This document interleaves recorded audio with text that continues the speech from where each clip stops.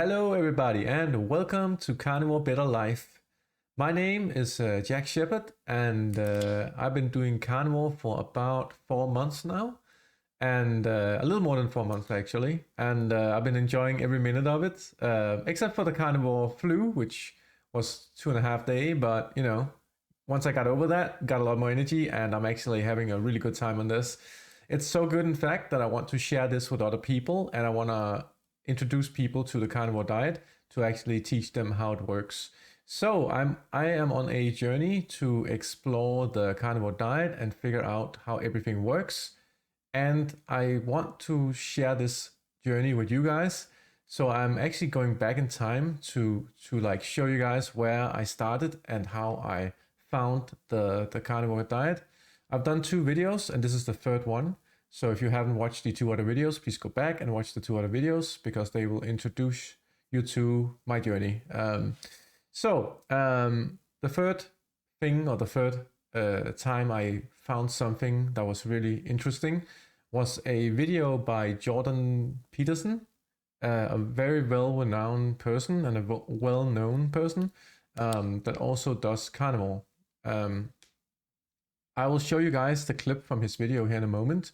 The link to the full video will be down in the description. So if you want to see the full video, you can always go check out the full video. It gives some more context to the things that he says.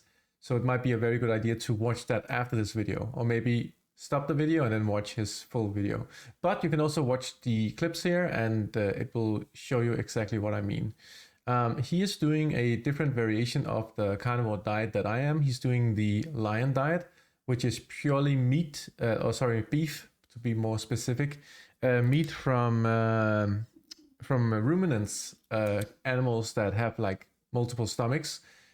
So it's, essentially very specific diet. The lion diet is very, it sorts out all the things that can be upsetting your body. And it's because of his family has issues with certain things that they can't eat. So yeah, I'm gonna show you guys this video and hopefully you guys enjoy it. And then I'm gonna talk about the video after this. And I will explain the things that I have experienced that are close to the same things that he has experienced. So I will explain some of the things and then I will go more deep into some of the other things that I found after I researched more on the topic that he is gonna put forward here. So enjoy the video, guys.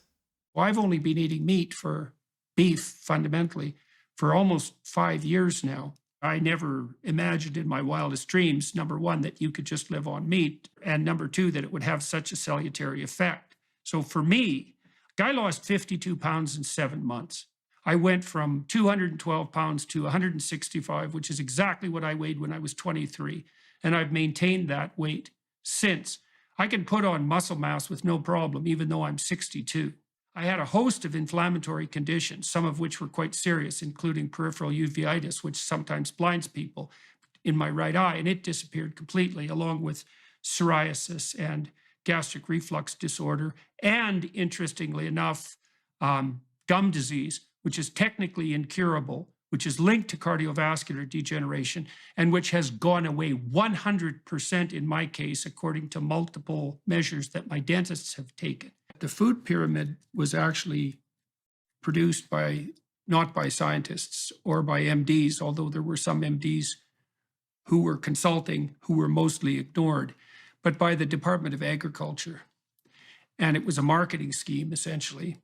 And that the consequence of the marketing scheme was that people were enticed and convinced to rely primarily on carbohydrates for their nutritional necessities, and perhaps carbohydrates at far too excess a level. Now, carbohydrates are transmuted into glucose during metabolism, and we eat way more carbohydrates than we need to produce the amount of glucose that we need. Now, people have been getting fatter in a catastrophic way for about 4 or 5 decades, and that's really in no small part since the introduction of the food pyramid. I think it's valid that there was early evidence that this heavy carbohydrate-loaded diet that was being prescribed was going to increase obesity and diabetes, which it's done at a level that makes the pandemic epidemic look like absolutely nothing. And this is still being pushed forward by people who are hypothetically on the nutritional front. The reason that beef works and that other ruminant animals, bison, so forth, lamb, goat, is because they process what they eat through so many stomachs that by the time it is actually turned into meat, there's pretty much nothing else there. So it's a very purified form of nutritional, very purified form of food. The advantage too of the diet, the carnivore diet in particular, is because you can eat as much as you want. It's actually not a diet. You know, the problem with diets is that they require privation, and they require almost continual privation, and then they also tend to produce a yo-yo effect. And that's partly because if you get in a fight with your hypothalamus, which drives hunger, you're going to lose because it's there to make damn sure you don't starve. And the probability that you can override it for any length of time, well, it's very, very low. And that probably varies from person to person for all sorts of reasons. But you don't want to get in a scrap with your lower level motivational systems. Now, you know, if I ever start to crave a banana split, for example, I can just eat another 5 or 6 ounces of steak and then I don't care. It's not like it wouldn't taste good, you know, but it doesn't preoccupy me the way it would if I was hungry. I've really noticed this when I go into grocery stores, because if I go into a grocery store after having consumed enough meat, then the provision of this infinite display of delicious foods really doesn't affect me much. But boy, if I ever go into a grocery store when I'm hungry, that's quite the pain in the neck, because everything's delightful and tempting, you know. So the fact that you can eat enough or even as much as you want on a keto or carnivore diet does seem to distinguish it in some ways from the diets that depend more particularly on mere calorie restriction. Welcome back, everybody. That was one hell of a video.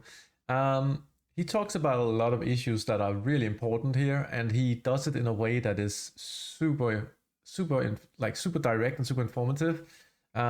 He's a very, very skilled person. Like, he's very skilled at talking. So it's kind of a person that I look up to, and also like his understanding of diets, and especially carnivore diet is very, very large, right? It's very good. I want to talk a little bit about where he started off with the weight loss, and let me just put this over here though. Put that right there. I'm going to start off with the weight loss and feeling younger part of it that he started off with. He says that he didn't never expect that he could live only on meat, which is the first thing that people always come with is like, you're saying you're only eating meat? How can you live on only meat? That's not possible, right? That shouldn't be possible. Well, yeah, you get everything you need from meat. You get all the vitamins, all the, almost everything you get from meat. There are certain meats that are more nutrient dense than others. Like, for instance, liver. So sometimes you need to, if you don't eat liver and if you don't eat certain things like cow heart or like certain organs, meats, you might need to substitute with a vitamin like organ mix or something like that. That's pretty easy to do though. Most meat has a lot of the vitamins that you need though. So you don't really need anything else than meat, to be honest. Meat and fat. You do need fat, lots of fat. Especially once you start running on fat instead of carbohydrates. But yeah, let me talk about the weight loss part of it and the feeling younger part of it.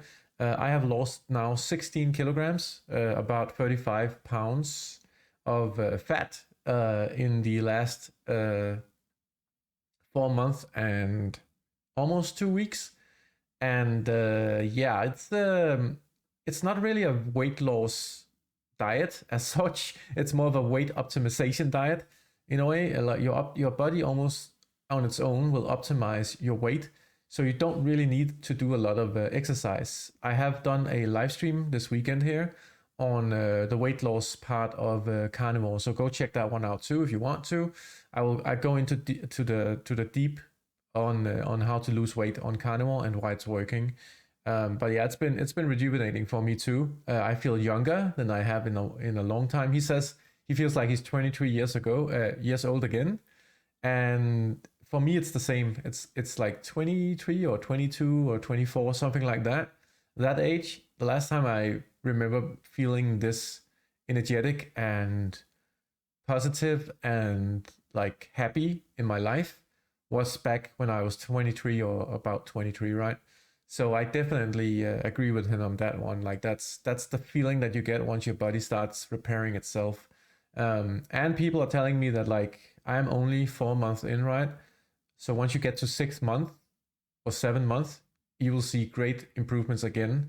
So it comes in like levels once you go with the carnivore diet if you actually stick to it. So I'm super excited to see what's gonna happen in the future here, and I hope that it's gonna be awesome. So he says that he avoided some like conditions that he had, like some of the conditions were like that were getting worse before got removed completely, and to those I can add my own. I had stomach issues, like big time stomach issues, both stomach and the rest of the system, I guess, the rest of the stomach system. Intestines. I had problems with my intestines too, and it was very painful, like very painful. It's very hard to function when you feel like you can't be inside of your own body. It was a big issue for me. And then the second issue that I wasn't aware of that I actually had was like brain fog. I had a lot of brain fog. I thought I was just getting old, and I just couldn't think as good anymore. Like I was getting less coherent and less like I couldn't focus. But yeah, that was brain fog, and it as soon as that was actually I think that happened right after I had the carnivore flu. I got a lot of energy, and then I started my brain started immediately like it started becoming way more easy to focus, and I became way sharper at speaking, like talking like I am now. I could not do that before. He said the same thing, right?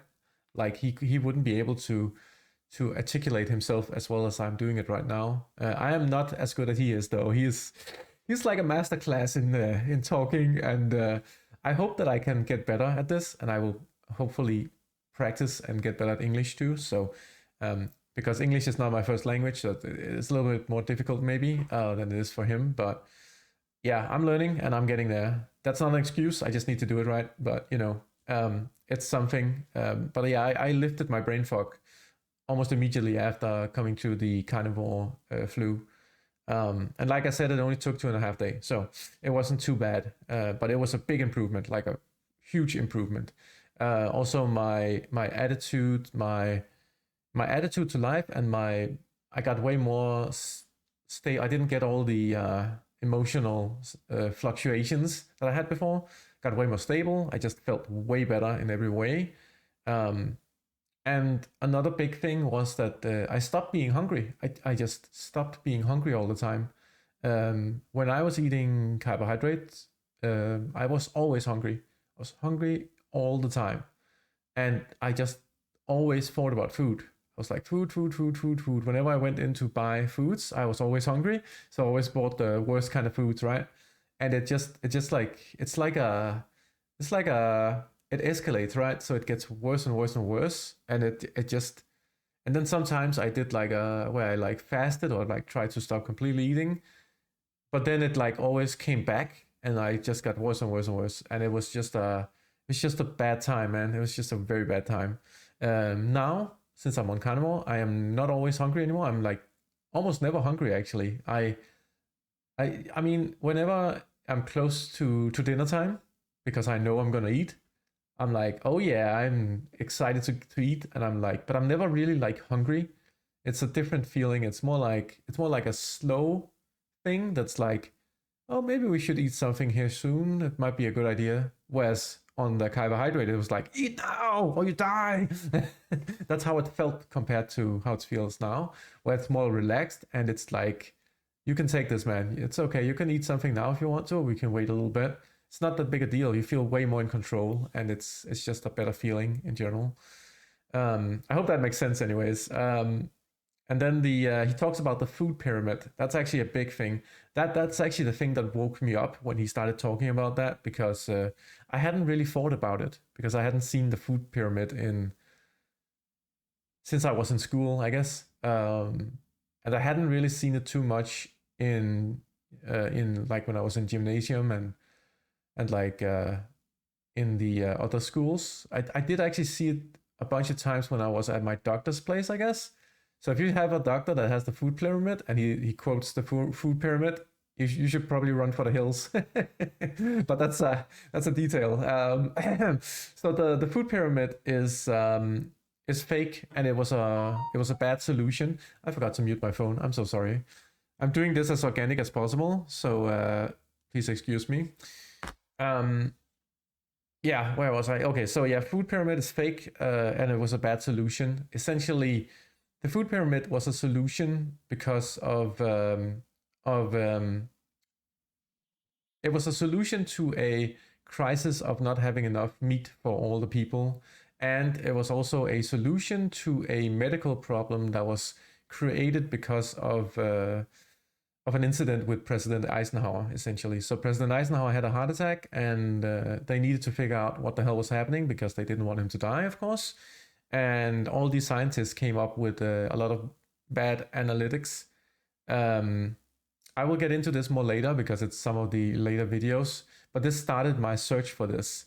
I just as an honorable mention, he did also smoke. The President Eisenhower, he also smoked like 40 cigarettes a day, but they didn't connect those two dots with the heart attacks. So just, it's not like eating meat and eating fat does not give you heart attacks. Something else does. Something else gives you a heart attack. It's not because you're eating meat. It's not because you're eating fat. It's been debunked a million times. And I'm gonna talk about this in later videos where I go through the research. So I think actually next episode might be food or fact or something like that.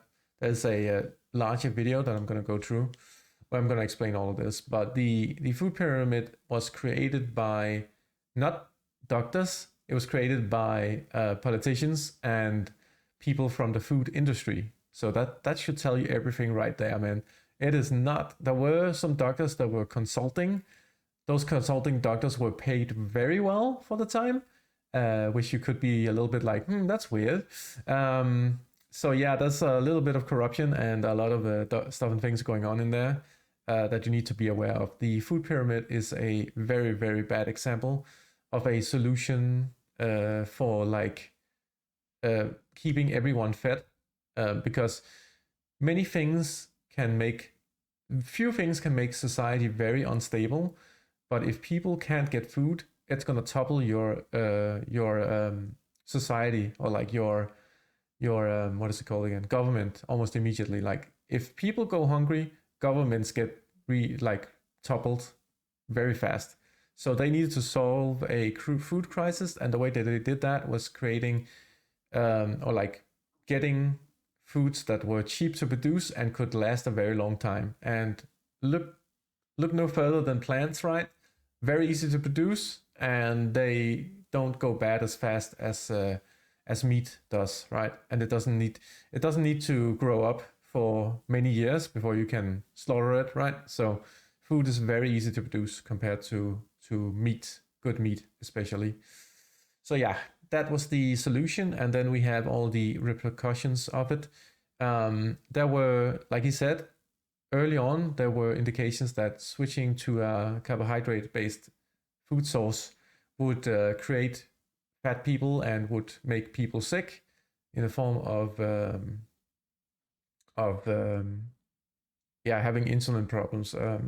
So yeah, it's gonna be. There were early indications on that, but they had no idea how bad it would get. Like the situation we have now, where very many people are having issues with weight, and they are all having some kind of ailment, sickness that doctors just can't cure it because it's rooted in the foods that we eat. And yeah, it's just the amount of damage that this has caused is actually completely insane when you think about it.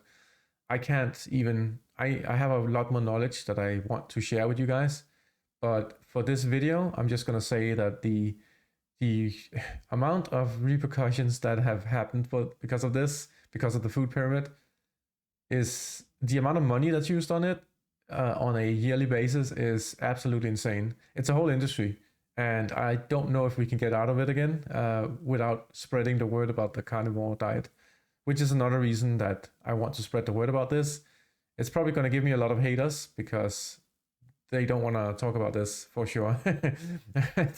People making money do not want to talk about this. And then he talks about ruminants, which are the animals with more stomachs, cows, lamb, goat.